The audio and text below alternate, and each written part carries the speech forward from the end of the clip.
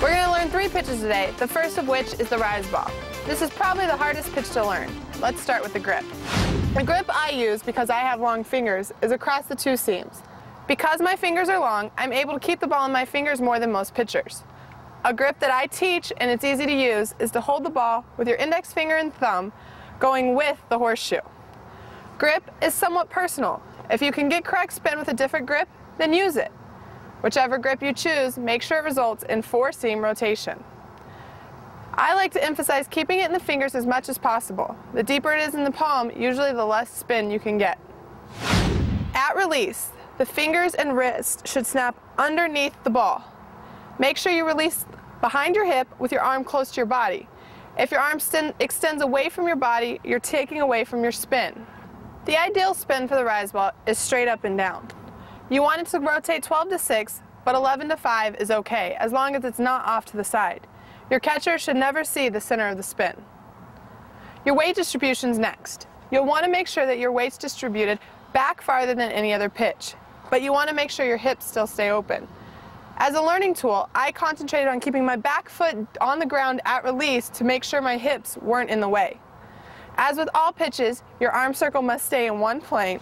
I like to think about brushing my ear on the way up to make sure I'm in plane. Another key is keeping a long arm. If you shorten your arm circle, you're going to take away from the amount of spin you can generate. When learning the rise ball, keep your back foot on the ground at your release point so your hips remain open and do not get in the way of the pitch. For most, this is the hardest pitch to learn in softball. Expect it to take a great deal of time to achieve the spin, but don't give up.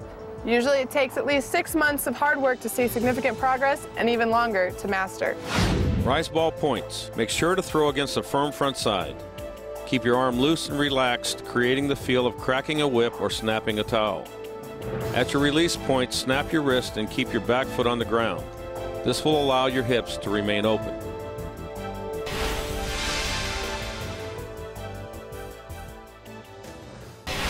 Next is the drop ball. There are 2 types of drop balls, a turnover, which I don't throw, and my favorite pitch, the peel drop. Let's look at the grip for the peel drop. Make sure your fingers go across the horseshoe of the ball. You want to put your thumb and middle finger in line in the center of the ball. With this grip, at your hip, you're going to let the ball roll into your fingers and release the pressure of your thumb.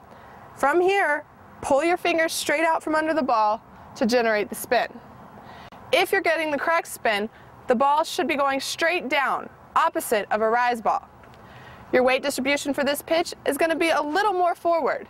Not too much, but enough that you're more on your front foot, but your shoulders back. It's important to have a front side resistance to make sure you get straight spin down. Don't spin out, or it'll affect the direction of your spin. Your hips are also going to stay in line with your shoulders and remain open until after release. This pitch is a safe pitch for younger pitchers to learn, and one of the first breaking pitches I teach to younger students.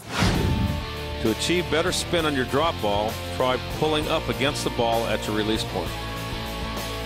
Drop ball points. The correct grip for the peel drop is your fingers across the horseshoe of the ball. Pull your fingers straight out from under the ball at release. Your weight is more on your front foot, keeping your hips aligned with your shoulders.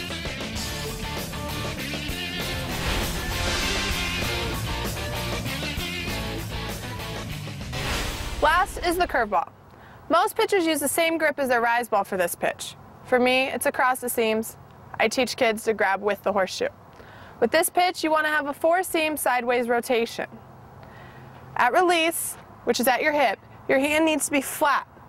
Think about dusting a table with the back of your hand, or even a karate chop type action. Leading with your pinky, your fingers and wrists are going to snap around the ball. I like to feel like my index finger and thumb are twisting the most. If you have a line on the ball, it should be horizontal. The weight distribution of this pitch is back to neutral. You don't want to be forward or too far back.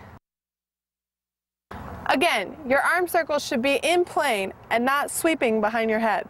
Step straight down the target, not over, as stepping over will create an angle and not a better break on your ball. Keep your back shoulder back at release, giving you the front side of resistance for your snap. Like the other pitches, keep a long arm, and your wrist snap is the key. Make sure you step in the direction of your target. Trying to create an angle will not give you better spin.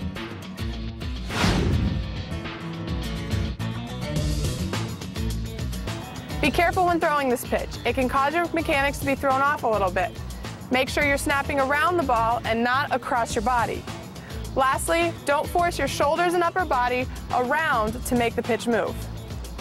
Curveball points. The grip for the curveball is the same as the rise ball grip. Fingers across the seams. Thumb and index finger going with the horseshoe. Always keep a loose arm. At your release point, your hand should be flat like dusting a table with the back of your hand. Make sure to step straight at your target and snap your wrist around the ball, twisting with your pinky and thumb.